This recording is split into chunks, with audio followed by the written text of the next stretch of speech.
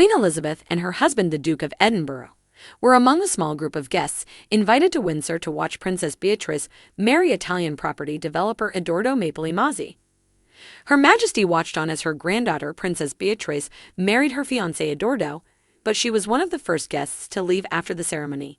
Beatrice and Edoardo tied the knot in secret at All Saints' Chapel this morning, in front of a small group of family and guests. The Queen and Prince Philip were seen leaving the ceremony just 45 minutes after it began, smiling as they drove back to Windsor Castle. It has been reported that the Queen left promptly after the ceremony as she wanted to get ready to present Captain Tom Moore with his knighthood. And that's not the only nod to Captain Tom, and Beatrice and Edo have decided not to release an official wedding photo today as they don't want to take the spotlight off the fundraising hero. And, in the afternoon of the day, national hero Captain Sir Tom Moore has been knighted by the Queen in an unprecedented personal ceremony in recognition of his $33 million fundraising effort for the NHS. The Second World War veteran's extraordinary year was capped as Her Majesty dubbed him a knight with her father, sword.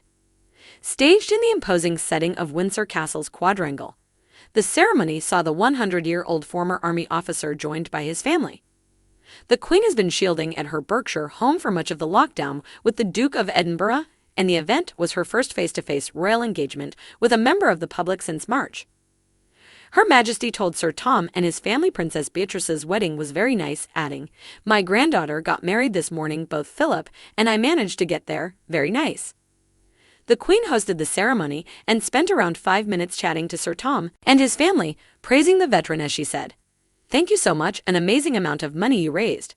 Before the ceremony, Sir Tom had joked as he left his Bedfordshire home, "If I kneel down, I'll never get up again." After the ceremony, Sir Tom had a refreshment break inside the castle and gave a series of interviews to the waiting press. He said, "I am absolutely overawed.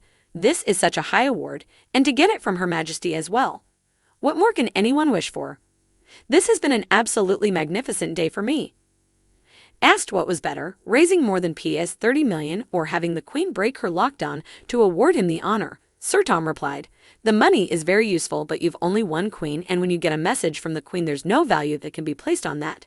The veteran went on to say, "To meet the Queen was more than anyone could expect. Never ever did I imagine I would get so close to the Queen and have such a kind message from her. That was really outstanding. It was truly outstanding." Sir Tom took the media questions in his stride, but when he was asked to reveal the personal message from the Queen, he remained tight-lipped.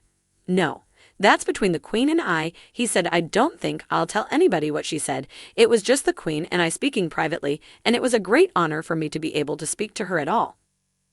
At the end of his press interviews, Sir Tom answered one last question to reveal he and the 94-year-old monarch had talked about ages. "She did mention I'm 100, and I said to her, 'Well, you've a long way to go yet, so she's all right.'"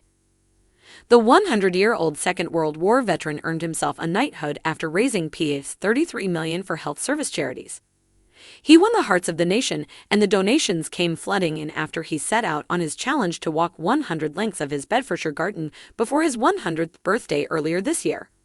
While other investitures due to be held at Buckingham Palace in London and the Palace of Holyrood House in Edinburgh in June and July were postponed, a special exception was made for Sir Tom.